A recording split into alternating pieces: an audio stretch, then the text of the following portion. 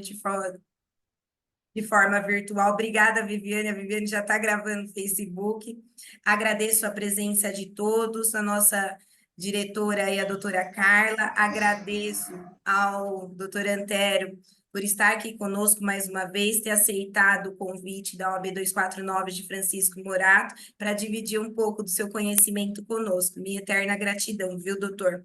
E a palavra está com o doutor, fique à vontade. E obrigada a todos que estão presentes. Boa tarde a todos. Eu agradeço o convite honroso para estar aqui com vocês hoje, conversando sobre os principais aspectos da audiência trabalhista.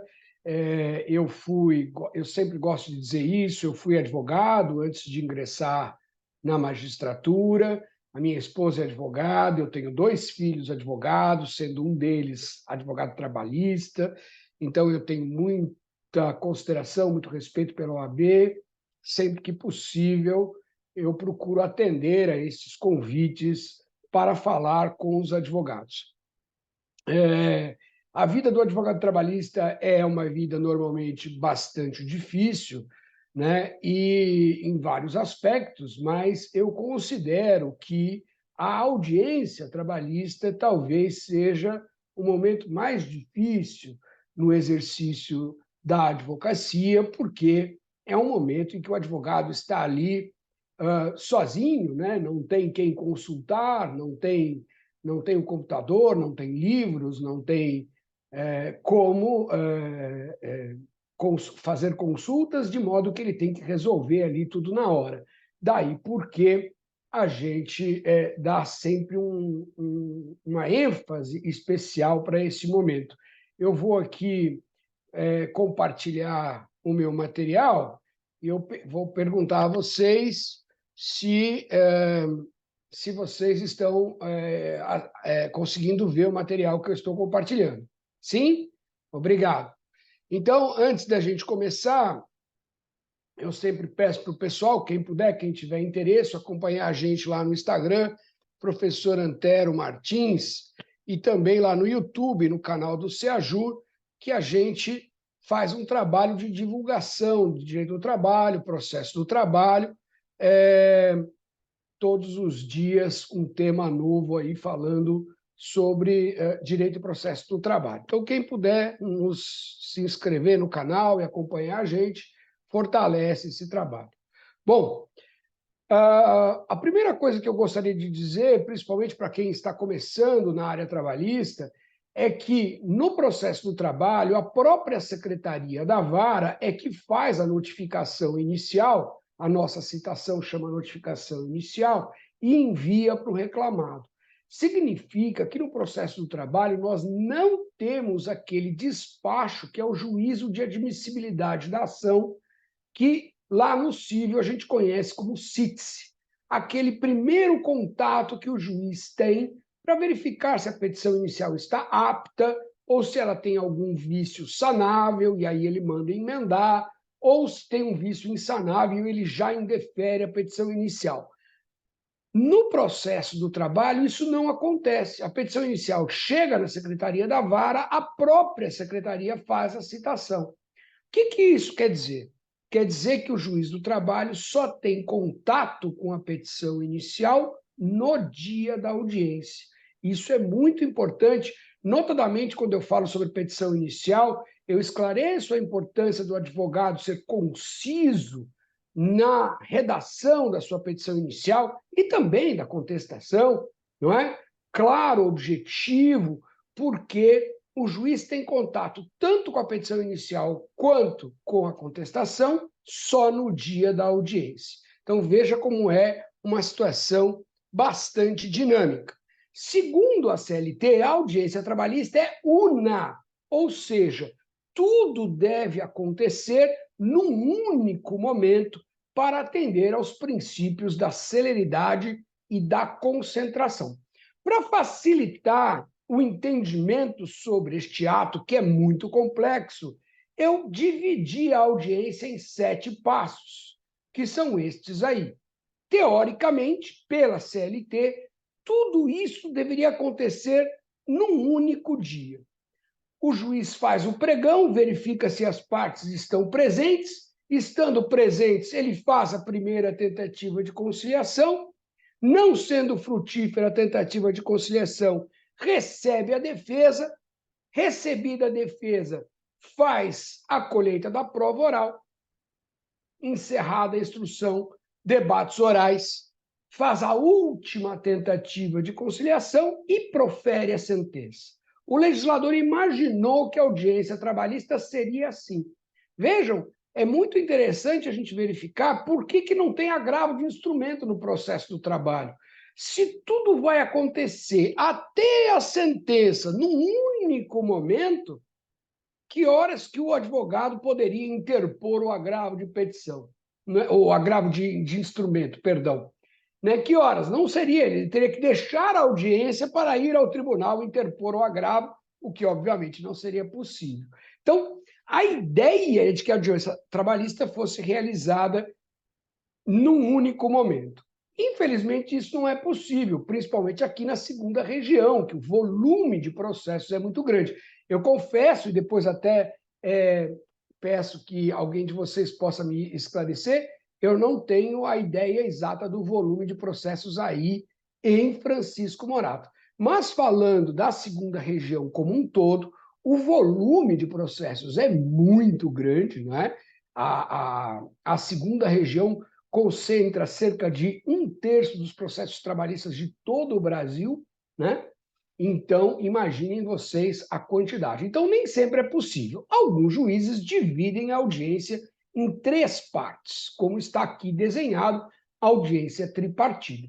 Neste caso, nós temos a sessão inicial, depois nós temos a sessão de instrução e depois a sessão de julgamento. Outros juízes fazem diferentes. Eles dividem em 2 partes, audiência bipartida. Esta primeira parte aqui, chamada indevidamente de audiência una, porque ela não é una, ela é partida, mas onde ocorre quase toda a audiência, e o juiz designa um outro dia apenas para fazer o julgamento. Depois vocês também podem me contar como é que os juízes aí de Francisco Morato atuam, se bipartida ou tripartida.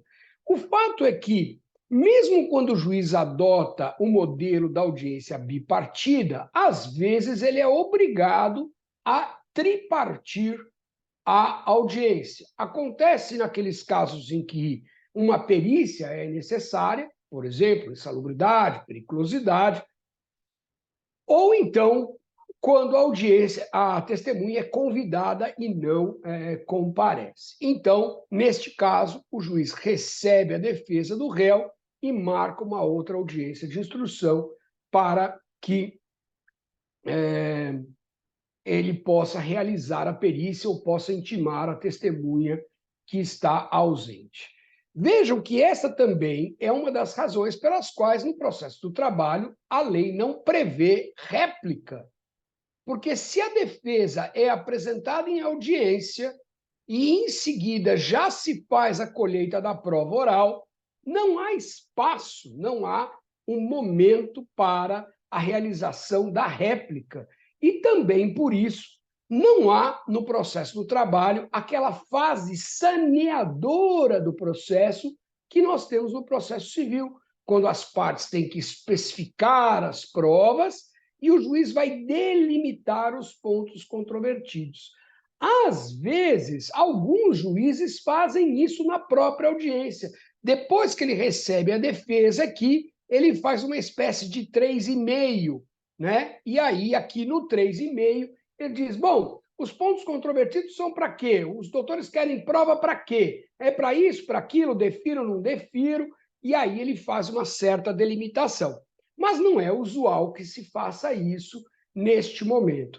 Isso é muito importante para a gente entender a questão da inversão do ônus da prova, que eu vou falar daqui a pouquinho, porque o CPC traz uma previsão para a inversão do ônus da prova, essa previsão foi copiada para o artigo 818 da CLT, sem se atentar que No processo do trabalho, nós não temos a fase saneadora. Então, o momento oportuno para pedir a inversão do ônus da prova lá no processo civil acontece depois da réplica, quando o juiz digam às partes as provas que pretendem produzir, especificando-as e justificando-as sob pena de preclusão. É ali, naquele momento, que você vai pedir a inversão do ônus da prova. E aqui nós não temos este momento. É claro que quando o juiz faz audiência tripartida, como está apresentado aqui para vocês agora, é possível que ele dê um prazo para a réplica, e aí, neste momento, você pode também fazer o pedido de inversão do ônus da prova. Não é? Mas não é o usual. O usual é que você não tenha réplica e não tenha aquele momento propício da fase saneadora do processo. Bom, vamos agora fazer, como o título da nossa conversa hoje diz, principais aspectos da audiência. Então, nós vamos passar um pouquinho por cada um destes momentos, desses 7 passos, ou 6 passos, porque o passo número 7 é a sentença, é um ato judicial que o advogado não participa. Então, esses 6 passos a gente vai tentar aqui, nesse curto espaço de tempo, destacar quais são os principais aspectos. E eu vou começar com as situações anteriores, quer dizer, antes da audiência começar, né? O que é preciso? Gente, precisa estudar o processo e suas possíveis variações na audiência. Eu fui juiz, antes fui advogado, mas eu fui juiz de primeiro grau durante mais de 17 anos. E muitas vezes, mas muitas mesmo, eu me deparei com a situação de chegar ali no momento da audiência, o advogado precisar tomar uma decisão e ele não ter condições de tomar a decisão porque ele não conhecia o processo, não estudou o processo.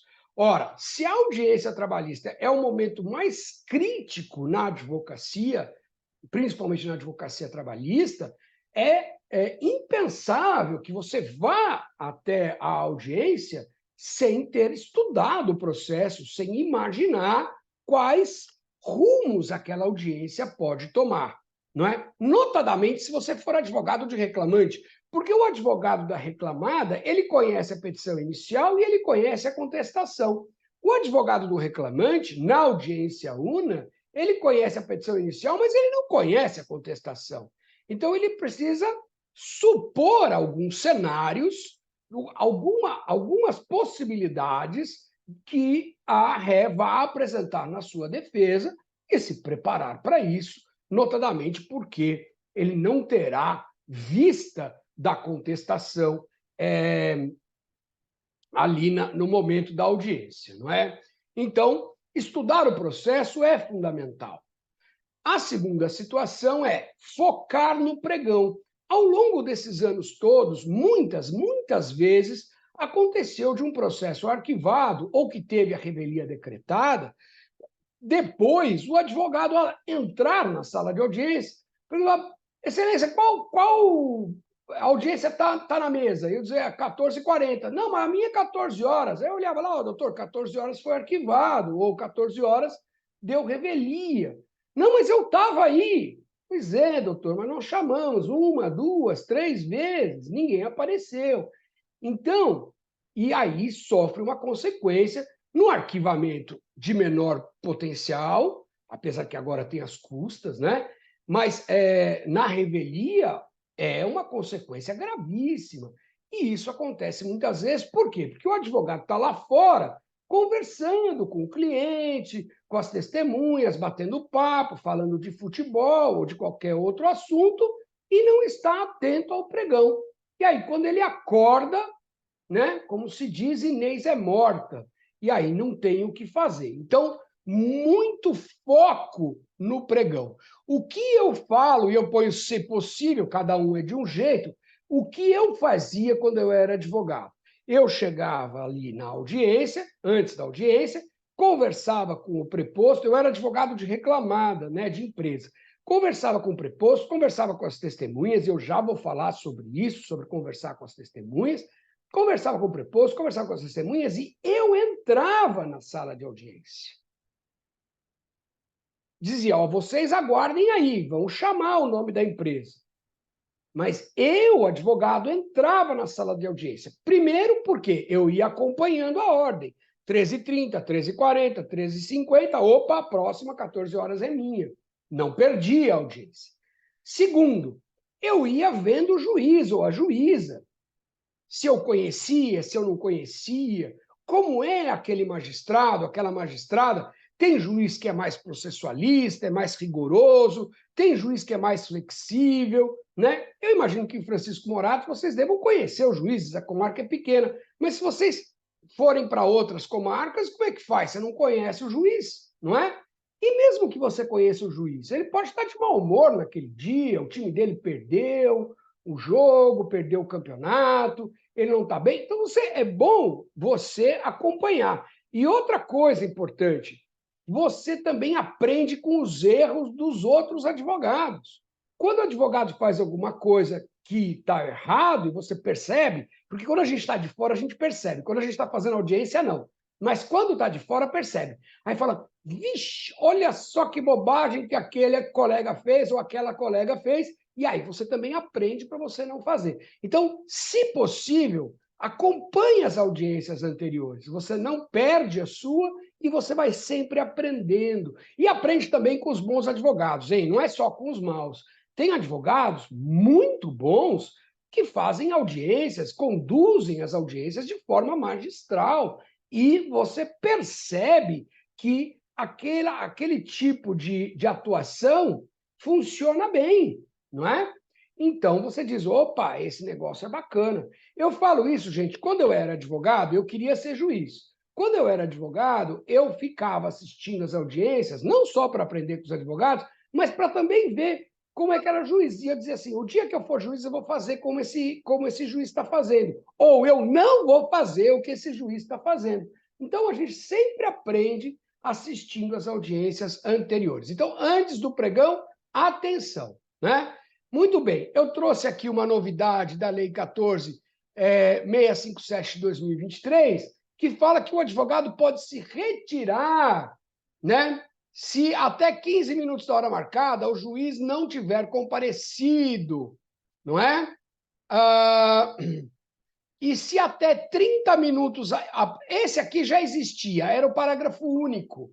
Virou parágrafo primeiro, antes era o parágrafo único. Então, se o juiz não chegar até 15 minutos do horário marcado, as partes poderiam deixar o local. Isso já é antigo. A novidade aqui de 2023 é que vieram esses outros dois parágrafos, o único virou primeiro, para dizer que até 30 minutos da hora marcada, a audiência for injustificadamente não tiver sido iniciada, as partes e o advogado também poderão se retirar.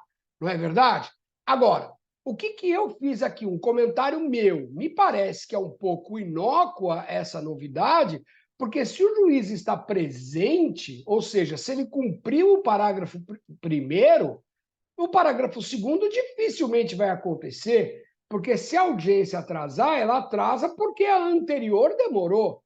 E aí não é um atraso injustificado, né? A gente só poderia imaginar injustificado se o juiz terminasse a audiência e saísse para ir tomar um lanche, ou ir para a academia fazer ginástica e não voltasse, né? Aí você poderia chamar o parágrafo segundo, mas é claro que isso é hipotético, isso não acontece na vida real, portanto, eu estou trazendo a novidade para vocês, mas me parece um tanto quanto inócuo. Bom, ao ser apregoado o processo, então, atenção para as consequências da ausência injustificada, porque a ausência justificada não produz nenhum efeito processual, o juiz tem que adiar a audiência.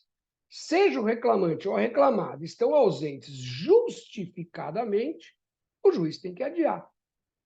Agora, se tiver injustificado a ausência do reclamante, tem o arquivamento. E agora, com a reforma trabalhista, com o pagamento de custas, mesmo que for beneficiário da justiça gratuita. Então, você, advogado de reclamante, tem que ter atenção. Por quê? Eu tenho visto bastante isso. Se vocês procurarem no site do tribunal, vocês verão várias decisões minhas nesse sentido.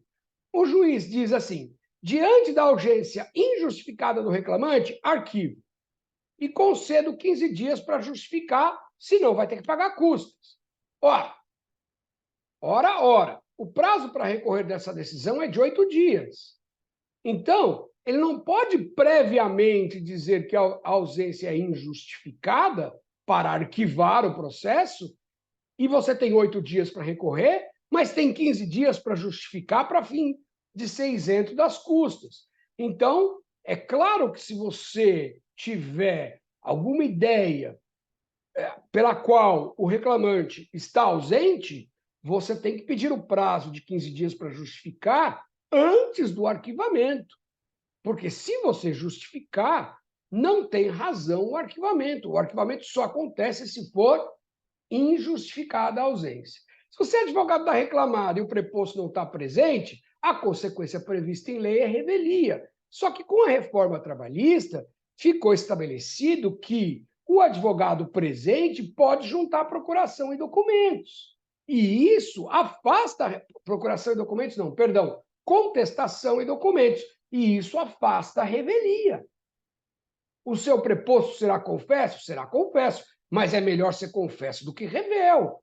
Porque se você tem a contestação dos documentos, os documentos juntados eventualmente podem elidir a confissão. Então, fiquem atentos à questão das consequências da ausência injustificada. E, uma vez estando presentes as duas partes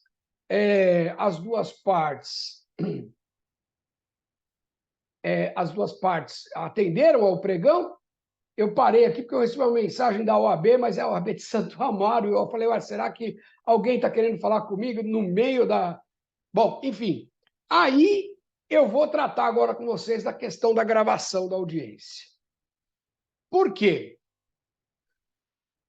A principal razão de conflito entre juiz e advogado está no registro dos fatos que acontecem na audiência na ata. E isso acontece mesmo quando os dois estão de boa fé. Eu não estou falando nem que o juiz está de má fé, nem que o advogado está de má fé.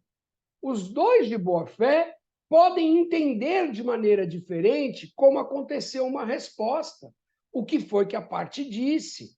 O juiz dita uma coisa na ata e o advogado acha que a testemunha não falou aquilo, falou outra coisa. O advogado faz um requerimento, o juiz não põe na ata. O advogado formula um protesto, o juiz não põe na ata. Como é que a gente resolve isso? Né? Primeiro, a CLT diz, artigo 851, os trâmites da instrução e julgamento serão resumidos em ata, que constará da íntegra decisão. Quer dizer, o juiz, eu coloquei já aí em amarelo para vocês, pode resumir, mas não pode suprimir. Então, o que aconteceu tem que estar na ata, ainda que de maneira resumida. Mas, às vezes, não acontece. Eu fui advogado, eu passei por isso, de pedir para colocar um protesto ou um requerimento e o juiz não colocar, não é? Ora, o CPC, no artigo 367, diz, no parágrafo 5º, a audiência poderá ser integralmente gravada em imagem e áudio, em meio digital ou analógico, desde que assegure o rápido acesso das partes e dos órgãos julgadores, observada a legislação específica. E olha o que diz o parágrafo 6º.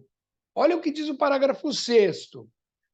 Se o Poder Judiciário, o próprio Estado, não tiver condições de fazer isso, por questões orçamentárias, ou seja lá pelo que for, né, a parte pode fazer. A gravação a que se refere o parágrafo 5º também pode ser realizada diretamente por qualquer das partes, independentemente de autorização judicial. Então, se eu fosse advogado, eu entraria na sala de audiência com o gravador ligado. Bom dia, excelência, boa tarde, excelência. A parte reclamada, a parte reclamante comunica a Vossa Excelência que está gravando a audiência. E eu já diria isso com o gravador ligado, para ficar gravado, inclusive, que eu avisei que estava gravando. Ah, mas não pode, eu não deixo. Excelência, data vênia, a lei me assegura esse direito, independentemente de autorização judicial. Então, mais que a lei? Tem mais que a lei? Por incrível que pareça, tem. Muito antes do CPC, em 2009, o Supremo Tribunal Federal fixou o tema 237 na tabela de repercussão geral, que diz: é lícita a prova consistente em gravação ambiental realizada por um dos interlocutores sem conhecimento do outro. Este tema foi firmado neste leading case, neste caso líder aqui, ó, recurso extraordinário 583-937. De que tratava este caso? De uma gravação que o advogado fez numa audiência criminal, e quando ele leva esta gravação ao Tribunal de Justiça, no Rio de Janeiro, se não me falha a memória, o Tribunal de Justiça diz: mas esta gravação é ilegal. E ele leva para dizer: a audiência não aconteceu como o juiz colocou na ata. E ele apresenta a gravação, o Tribunal de Justiça diz: esta gravação é ilegal. A matéria vai ao STF e o STF diz: não é ilegal, não. Então, desde 2009, é assegurado, por tema de repercussão geral, que é de observância obrigatória a todos, que a gravação é lícita. Então, se você não grava a audiência, você fica dependendo do juiz colocar ou não os seus protestos na ata, e você sabe que se não tiver protesto na ata, depois você não consegue reverter no tribunal. Então, é preciso gravar a audiência, tá certo? A dúvida do advogado, né, que normalmente me pergunta, é se ele precisa comunicar isto ao juiz. Porque o precedente do Supremo diz, mesmo com a ignorância da parte contrária. Mas, veja, a base do julgamento do Supremo é no sentido de que se a outra parte soubesse da gravação, não agiria como agiu. Ora, nós não podemos imaginar que o juiz vai se comportar assim. E outra coisa, como ficaria o seu ex-adverso, que é advogado como você, sendo gravado sem saber que está sendo gravado? Você gostaria que o seu ex-adverso gravasse a audiência sem te avisar que estava gravando? Me parece que não, né? Então, me parece, eu trago aqui o Código de Ética da OAB, ó, dizendo que são deveres do advogado atuar com destemor, independência, honestidade, decoro, veracidade, lealdade, dignidade e boa-fé. E o CPC de 2015 também impõe que todos aqueles que atuam no processo devem atuar com boa-fé. Então, me parece que, pelo princípio da boa-fé, hoje claramente fixado no CPC, né, a comunicação deve ser feita. Trago aqui uma decisão, não sei se vocês conhecem o juiz Márcio Granconato, excelente professor, jurista, né? E ele anula uma gravação porque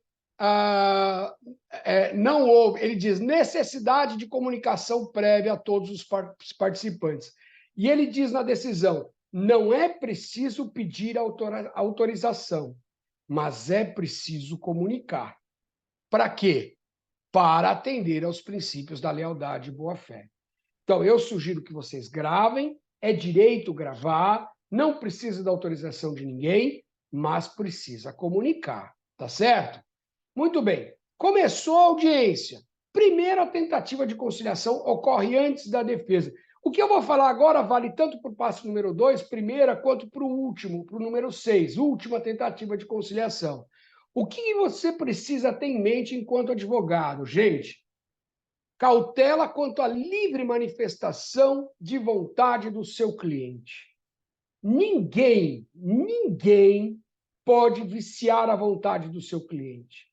Nem o juiz, que muitas vezes, pelo menos na época que eu advogava, acontecia do juiz dizer para a parte: olha, É melhor você fazer um acordo, hein? Senão você vai perder.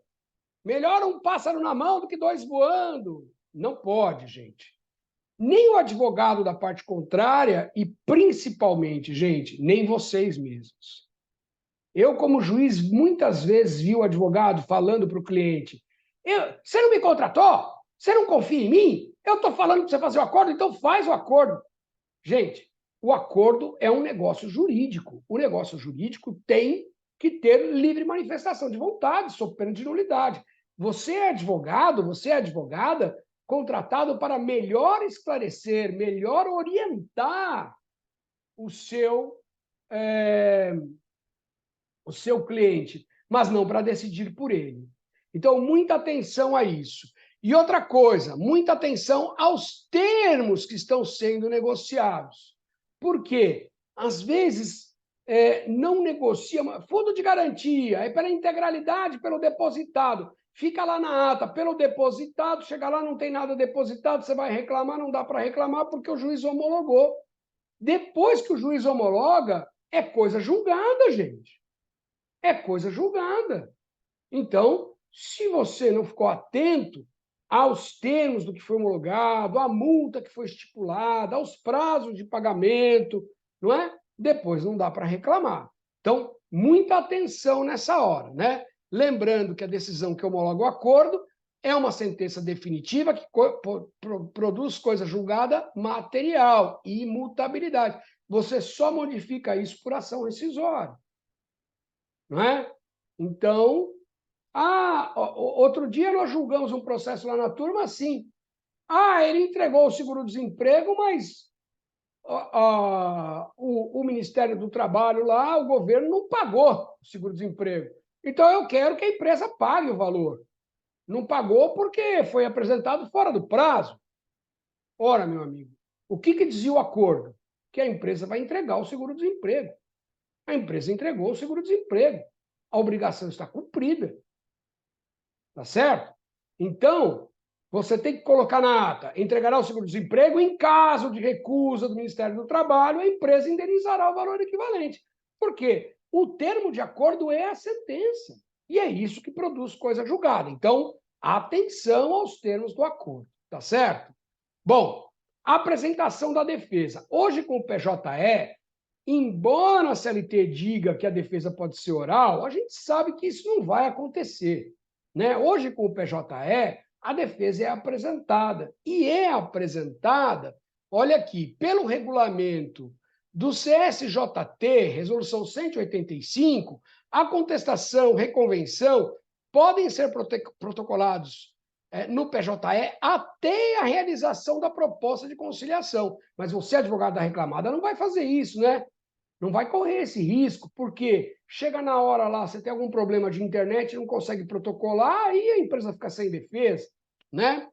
Com a utilização de equipamento próprio, né? Muito bem. E o que diz o mesmo diploma aqui no artigo 22? O réu pode atribuir sigilo à contestação em convenção, bem como aos documentos que o acompanham, devendo o magistrado retirar o sigilo caso frustrada a tentativa conciliatória. Então, você, advogado de reclamada, pode protocolar antes, está autorizado a colocar sigilo, o advogado reclamante só pode ver depois do passo número 2, que é a primeira tentativa de conciliação, restar infrutífero.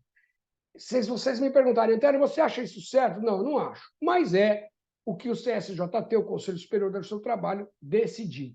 Agora, você, advogado reclamante, fique muito esperto em relação a isso. Por quê? Eu vejo processos chegarem no tribunal com a contestação ainda em sigilo. Ora, se o juiz esquece de tirar o sigilo, como é que você vai fazer as suas razões finais? Como é que você vai manifestar? Como é que você vai instruir esse processo? Não é? Então, fica esperto em relação a isso e peça ao juiz: foi frustrada a tentativa de conciliação? Ok, excelência, requeiro que seja retirado o sigilo da contestação para que o reclamante possa a ela ter acesso. Tá certo, gente? Muito bem. Vamos, então, à questão da prova oral, né? O artigo 818 da CLT, modificado pela reforma trabalhista, aliás, eu não gosto da reforma trabalhista, gente, eu não sei se vocês gostam ou não, mas eu não gosto. Só que, mesmo não gostando da reforma trabalhista, isso foi uma coisa boa que a reforma trabalhista fez. Ela trouxe para a CLT a possibilidade de inversão do ônus da prova, né? Está lá no 818, parágrafo 1º. Qual é o destaque, então? O juiz pode inverter o ônus da prova desde que o faça por decisão fundamentada, caso em que deverá dar à parte a oportunidade de se desincumbir do ônus que lhe foi atribuído. E essa decisão deverá ser proferida antes da abertura da instrução. Então, vocês lembram quando eu desenhei aquele 3,5 lá atrás? É naquele momento, apresentou a defesa, antes de começar o depoimento pessoal, excelência, pela ordem, requer a inversão do ônus da prova. Porque naquele momento do terminado 3 e antes de começar o 4 é que é o início da instrução. Então, é ali que você tem que pedir para inverter o ônus da prova. Quando que você vai pedir isso?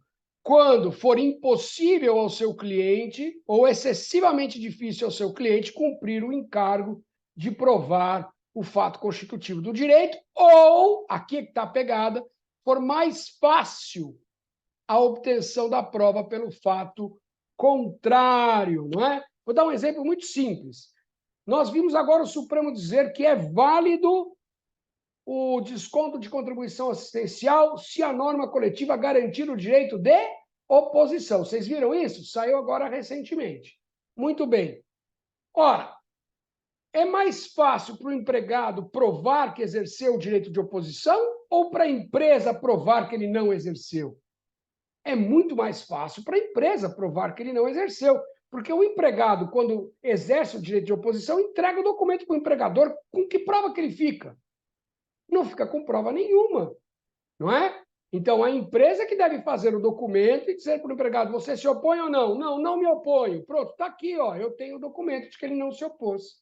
A mesma lógica de quando o empregado dispensa o vale-transporte, o ônus é invertido. Mas você tem que pedir, tem que requerer, e o momento é esse. Tá certo? Bom, dinâmica de interrogatório. A CLT tem previsão própria, não aplica o CPC. O juiz interroga as partes e testemunhas e depois elas poderão ser reinquiridos pelo advogado através do juiz. Eu sei que tem juízes fazendo como no CPC, dá a palavra para o advogado e deixa ele perguntar o que ele quiser, mas o CPC, nesse caso, não é aplicável, porque a CLT tem regramento próprio e o CPC só é aplicado quando a CLT for omissa, tá certo? Muito bem. Depoimentos serão resumidos por ocasião da audiência e ficarão na ata. Só que tem uma decisão da Corregedoria Nacional da Justiça do Trabalho dizendo que o juiz não precisa resumir os depoimentos se a audiência for gravada. Então, nesse caso, o juiz está dispensado de resumir os depoimentos. O que eu aconselho os senhores a fazer? Se a audiência for gravada, fazer a degravação no seu escritório, fazer a degravação da audiência, para quando vocês fizerem razões finais, ou quando vocês fizerem o recurso ordinário, vocês poderem indicar para o juiz ou para o tribunal o ponto que a testemunha disse, ou que a parte contrária disse, que ela confessou, está lá no 8 minutos e 22 segundos, disse isso, disse aquilo. Então, se o juiz não fizer o resumo em ata, eu aconselho que vocês façam a degravação. Dá um pouquinho de trabalho, é um pouquinho chato, mas é uma garantia melhor para o seu cliente. A CLT só tem previsão de interrogatório a ser feito pelo juiz em relação às partes. Mas a jurisprudência ela é bastante clara no sentido de que, sendo a CLT omissa, aplica-se subsidiariamente o CPC, ou seja, aplica-se o direito ao depoimento pessoal, que é um direito da parte contrária. Então, se o juiz indeferir o depoimento pessoal, ele pratica cerceamento de defesa.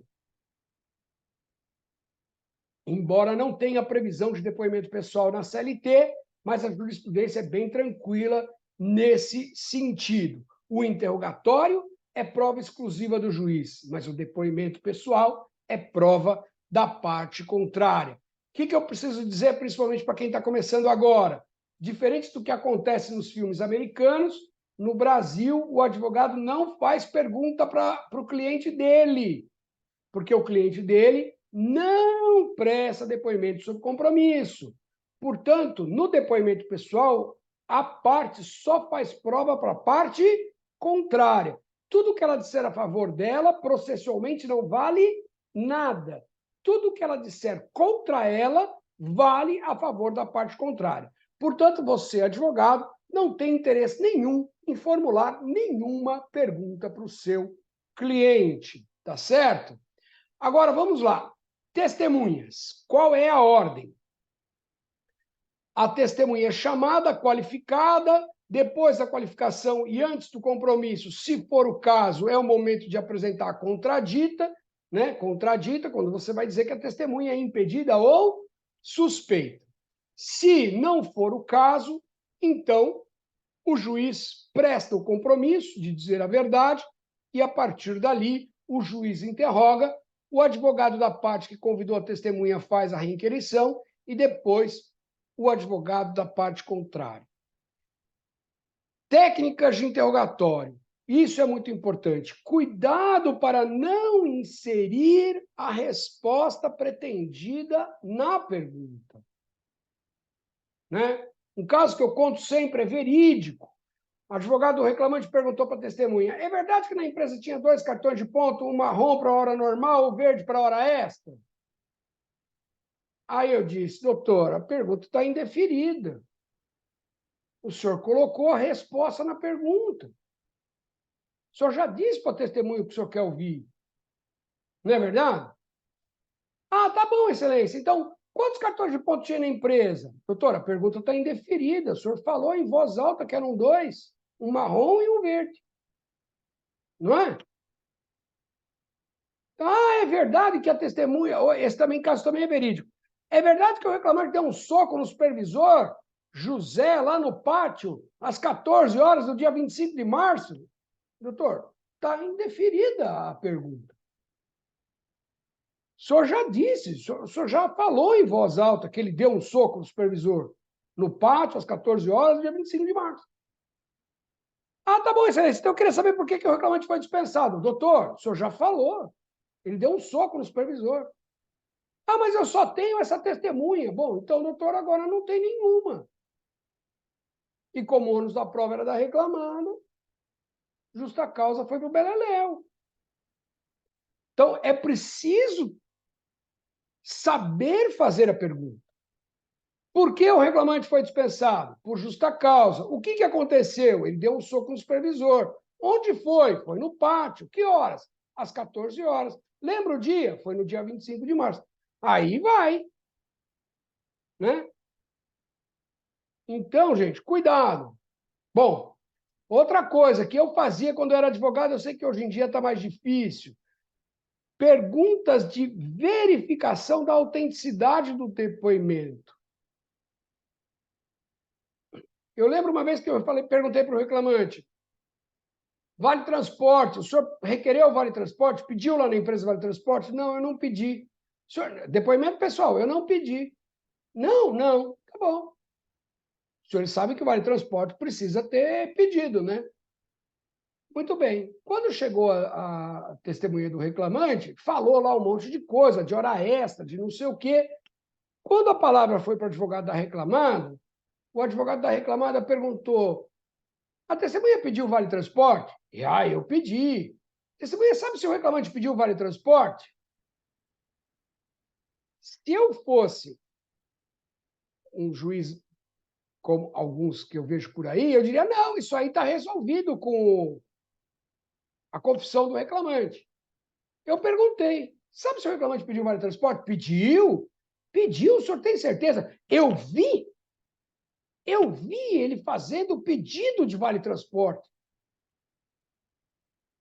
Então, com essa pergunta, o advogado da reclamada descredenciou a testemunha do reclamante. Quando terminou a audiência, eu falei para a testemunha assim: olha, eu sei que o senhor mentiu para mim, eu estou marcando julgamento para o dia tal, se o senhor não vier aqui se retratar até o dia tal, eu vou mandar instaurar inquérito contra o senhor. Passou umas 2 horas, ele voltou. Ah, excelência, eu queria falar que eu menti, sim. E aí eu tomei lá a retratação dele depois, peguei os advogados que estavam na mesa como testemunha, que ele voluntariamente compareceu e se retratou, e vida que segue. E o advogado só conseguiu isso porque ele fez uma pergunta de verificação da autenticidade do depoimento. Né? Então, se o juiz permitir, por isso eu ponho se possível, se o juiz permitir fazer as perguntas fora de ordem. Desculpe.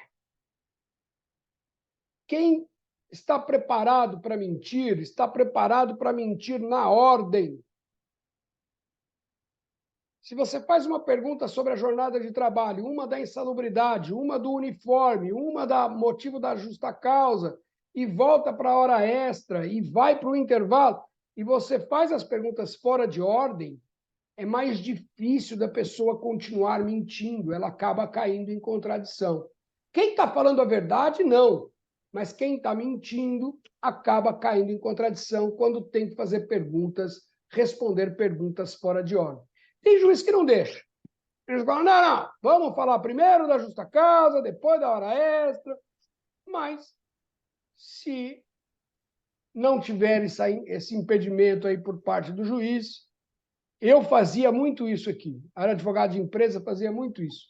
Pergunta fora de ordem, desqualificava bastante as testemunhas. Bom, algumas coisas importantes sobre testemunhas, né? A prova testemunhal, ela é a prova mais importante do processo do trabalho. Por quê? E quem não atua na justiça do trabalho não entende isso. O nosso contrato é um contrato entre pessoas desiguais, diferente da maioria das relações que acontecem lá no civil, que são contratos entre pessoas iguais. Nos contratos entre pessoas iguais, normalmente o que está escrito é o que aconteceu. Portanto, a prova oral tem pouca valia, porque a prova documental é muito forte. Mas nas relações desiguais, o que está no contrato não é necessariamente o que aconteceu, mas sim a vontade do mais forte, que é o empregador. Por isso, a gente tem o princípio da primazia da realidade. E como é que eu mostro para o juiz a realidade, que é diferente do contrato? Ouvindo testemunhas, não é? Então, a prova testemunhal é muito importante. O que você, advogado, tem que fazer? E agora, eu peço muita atenção dos senhores e das senhoras que eu vou dizer.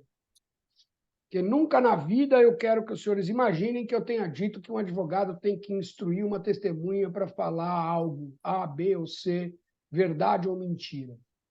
Claro que não.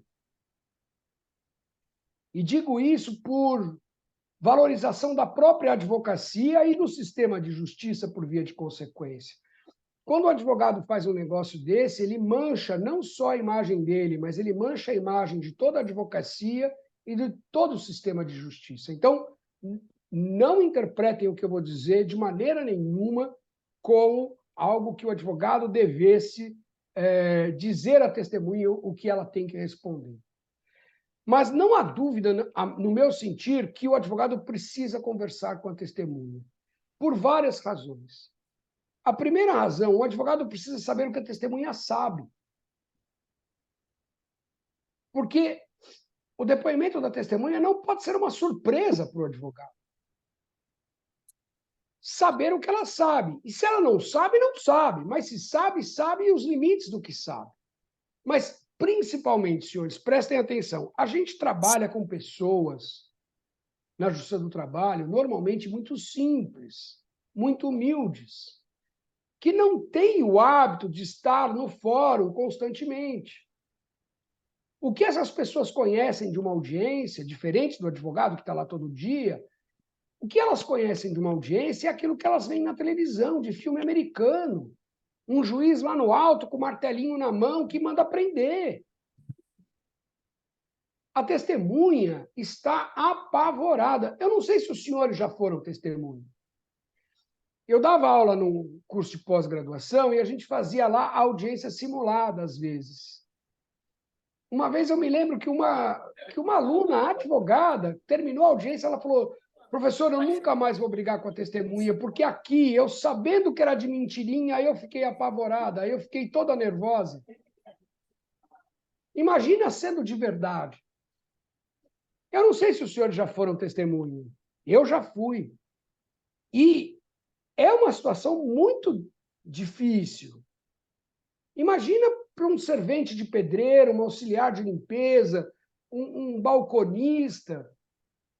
Nós que somos formados em direito ficamos nervosos, imagina ele. Então, assim, é preciso dizer para a pessoa o que ela vai encontrar lá. O juiz vai dizer que você não pode mentir, não fique assustado, é obrigação do juiz dizer isso. E você não pode mentir mesmo. Olha, responda só o que o juiz lhe perguntar. Muitas vezes, o juiz pergunta A para a testemunha está nervosa, ela responde A, B, C, D. Aí o juiz põe na ata, sem que lhe fosse perguntado, respondeu também B, C e D. O que isso transmite para o juiz? Que a testemunha estava preparada. Na verdade, ela não estava preparada, ela só estava nervosa. Ela queria se livrar logo daquela situação, então ela já respondeu tudo que ela sabe. Então, responda só o que o juiz lhe perguntar. Outra coisa, as pessoas mais simples, elas acham que elas se rebaixam se elas responderem não sei ou não lembro. E aí, para não se sentir nessa condição de inferioridade, elas inventam uma resposta. E no que inventa a resposta, dá uma resposta diferente do reclamante ou da reclamada, gera uma versão contraditória, destrói toda a prova. Então, você tem que dizer para essa pessoa, não é vergonha dizer eu não me lembro, não é vergonha dizer eu não sei. Responde apenas o que sabe, responde apenas o que se lembra. Porque muitas vezes a testemunha inventa, não porque ela quer mentir ou porque ela quer auxiliar a parte, mas porque ela se sente envergonhada de não lembrar ou de não saber. Só que o juiz não sabe disso. Ah, mentiu. Então, desconsidero todo o depoimento e todo o processo vai por água abaixo. Então, é claro que o advogado tem que conversar com a testemunha, tem que dizer para a testemunha o que ela vai encontrar lá. Tem que dizer para a testemunha, olha, diga a sua verdade, responda só o que o juiz perguntar. Se não lembrar, diga não lembro. Se não souber, diga não sei. Não é vergonha nenhuma. Outra coisa, as pessoas mais humildes muitas vezes se sentem envergonhadas se elas não entendem a pergunta. Elas acham que isso as coloca numa posição de inferioridade. Então o juiz pergunta A, ela não entendeu a pergunta, ela responde B. Então diga para essa testemunha, se você não entendeu o que o juiz perguntou, diga, desculpe, eu não entendi a pergunta. Tá certo? Lembra, a prova testemunhal é baseada na memória humana. A memória humana não é uma máquina, ela não é exata. Mas o valor da prova testemunhal está muito calcado na credibilidade daquilo que a pessoa diz, na coerência daquilo que a pessoa diz. É isso que você precisa buscar quando produz a prova testemunhal. Bom, encerrada a instrução, a parte final é razões finais. Razões finais podem ser por escritas, são chamadas de memoriais, ou orais, são chamadas de debates orais. A CLT fez a previsão de debates orais. 10 minutos para cada parte. Muitas vezes o advogado diz, e 10 minutos é pouco. Olha, se o juiz não for julgar na hora, se ele for julgar daqui a um mês, 15 dias, vale pedir um prazo para fazer memoriais. Se o juiz dissesse assim, não, mas a CLT diz orais em 10 minutos. Aí você fala, excelência, mas a CLT diz que Vossa Excelência vai julgar agora. Por isso que os debates são orais. Porque o julgamento é agora. Se o julgamento não será agora, qual o prejuízo de conceder 48 horas, 5 dias, para fazer memoriais? Não é? Mas se você tiver que fazer oralmente, lembre-se sempre, reiterar os protestos que você tem apresentado na audiência e, principalmente, a função das razões finais é fazer adequação entre a fase postulatória, aquilo que você disse na petição inicial ou na contestação, dependendo do lado que você está, e a fase probatória, ou seja, quais os elementos de prova confirmam aquilo que você falou ou quais os elementos de prova não confirmam o que a parte contrária falou. É isso que o advogado tem que fazer em razões finais. E aí, terminou as razões finais, o juiz faz a última tentativa de conciliação, não é nenhum pré-julgamento, o juiz não está dizendo que a empresa vai perder, o reclamante vai ganhar, nada disso, ele é obrigado a fazer. Não saindo acordo, aí o juiz profere a sentença.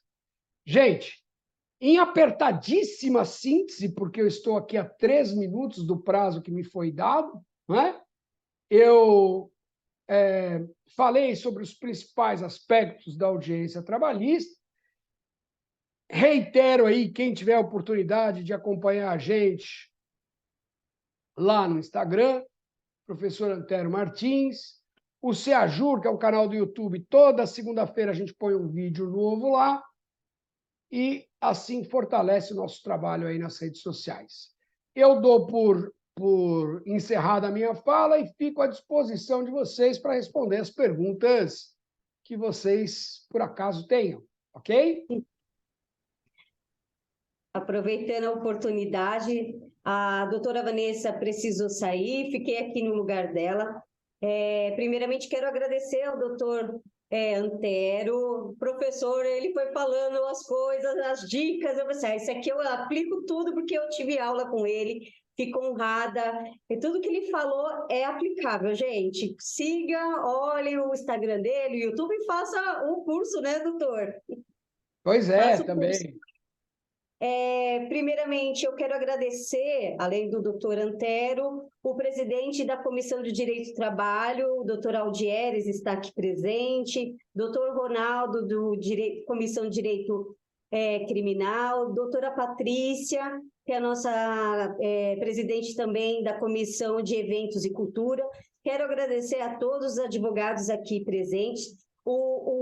A palestra, a live do doutor foi muito requisitada no Instagram, todo mundo, como que eu faço para pegar o link? A gente deixou à disposição, pedimos para quem não conseguisse acessar o link ali que estava disponível no feed do Instagram, entrasse em contato com a subseção antes das 18 horas para que eles enviassem o link.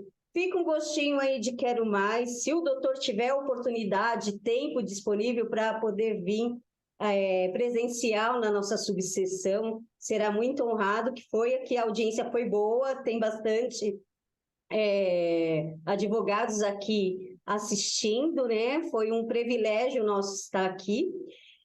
Alguém tem alguma dúvida? Quer fazer alguma pergunta para o doutor Antero? Que ele fala assim, a gente fica até deslumbrado, fica... Tudo que ele fala, a gente já fala assim, opa, eu vou aplicar tudo isso nas minhas audiências. Deixa eu ver aqui. Os certificados, conforme a doutora Vanessa falou, está disponível. Quem quiser o certificado, colocar o e-mail no chat, tá? Aqui, deixa eu ver se tem alguma pergunta, doutor, só um momento. No chat... só tem elogios. Não, tem uma pergunta sim, doutor. O doutor Ronaldo, ele quer saber sobre a retratação. É possível até quanto tempo? A retratação da testemunha, ela pode acontecer até a sentença. Então, é claro que se o juiz fizesse... imagina, doutor Ronaldo, desculpas nenhuma. A retratação é até a sentença. Se o juiz fosse cumprir o que está lá na CLT, que a sentença é em audiência, então o espaço seria curto. Mas, infelizmente, aqui na segunda região, dado o volume de processos, é difícil que o juiz profira a sentença em audiência. Então, ele vai marcar uma data, né? Então, audiência para o dia 11 de março, às 17 horas. Então, até o dia 11 de março, às 16h59, a testemunha pode comparecer e se retratar. Se não o fizer e o juiz proferir a sentença, há a possibilidade da instauração do inquérito por falso testemunho. Muito obrigado aí pelas palavras que eu estou lendo no chat. Muito obrigado mesmo, fico muito feliz. Espero ter esclarecido, doutor Ronaldo. Mais alguma pergunta? Vou passar a palavra para o doutor Antero, para ele fazer as considerações finais. Infelizmente, a nossa live vai ter que terminar, porque ficou um gostinho de quero mais, não é, gente? E quem sabe aí o doutor possa fazer um curso para nós na ESA, de Francisco Morato, né? O Guto está concordando, né, Guto? Podemos fazer um curso pela ESA, né? E, através da ESA, quem tiver créditos da anuidade que nós pagamos, a OAB agora oferece a anuidade revertida em créditos para serem usados na ESA. Que bacana, então, hein? reverte tudo para a gente. A anuidade, a gente pode gastar lá num curso lá. Então, doutor, já fica o convite para poder a gente, se tiver tempo, né? Porque o doutor tem agenda aí bem concorrida.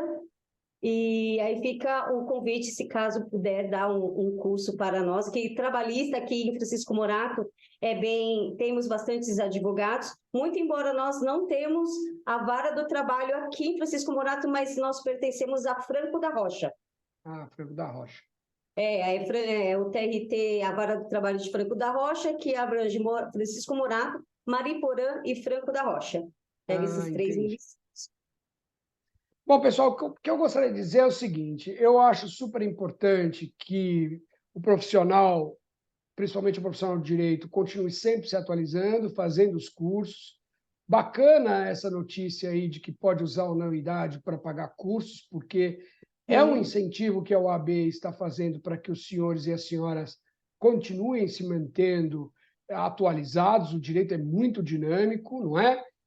De fato, nem sempre eu posso atender assim, numa data muito apertada, mas, doutora Carla, doutor Guto, a gente conversando e programando, planejando direitinho, a gente faz sim. Eu faço vários cursos aí com a ESA,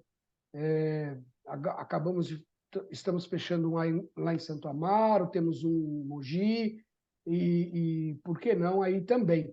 A gente só precisa efetivamente tratar disso com alguma antecedência para que a gente consiga colocar na agenda. Mas é uma satisfação minha, fico honrado pelo convite e sempre que possível estarei aí com vocês novamente, tá bom?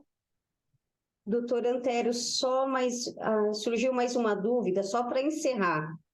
Foi o doutor William, caso o juiz indefira algumas perguntas em audiência, existe algo a fazer além de requerer que conste em atas as perguntas indeferidas?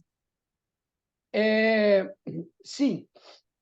Na verdade, além de constar o indeferimento da pergunta, é imperioso que conste o inconformismo da parte com este indeferimento. O artigo 795 da CLT diz: as nulidades não serão declaradas, senão quando arguidas pela parte interessada na primeira vez que tiver que falar em audiência ou nos autos. A CLT não diz como a parte deve manifestar esse inconformismo. Os usos e costumes consagraram uma expressão que é a expressão protestos. Na época que eu advogava, 30 e tantos anos atrás, protestos antipreclusivos, a gente dizia na época, hoje ficou mais curtinho, protestos. Então, é preciso manifestar os protestos para que depois, se você perder o processo, em recurso ordinário, você consiga pedir ao tribunal, em preliminar, a nulidade da instrução do processo por cerceamento de defesa. Mesmo que conste o indeferimento das perguntas na ata, se não constar os protestos, haverá preclusão. Então, é preciso manifestar os protestos. Uma das razões pelas quais eu falei para gravar a audiência, porque, às vezes, o juiz não quer colocar esses protestos na ata, cria embaraços, e, com isso, a atuação do advogado, da advogada, fica dificultada. Então, tendo gravado, é mais fácil levar ao tribunal que os protestos aconteceram no momento oportuno. Mais alguma dúvida? Deixa eu só olhar aqui no chat. Só isso. O doutor William agradeceu. Então, mais uma vez, venho agradecer o doutor Antero, agradeço todos os advogados aqui presentes, advogadas aqui presentes, e continue acompanhando a nossa programação da OAB 249. E mês de março está aí, teremos mais novidades, teremos palestras em direito eleitoral, que está aí, esse ano é ano de eleição municipal, então é importante todo mundo estar informado. Então, teremos mais palestras aí no mês de março, tá?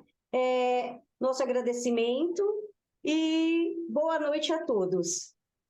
Boa noite, até a próxima. Tchau. Tchau.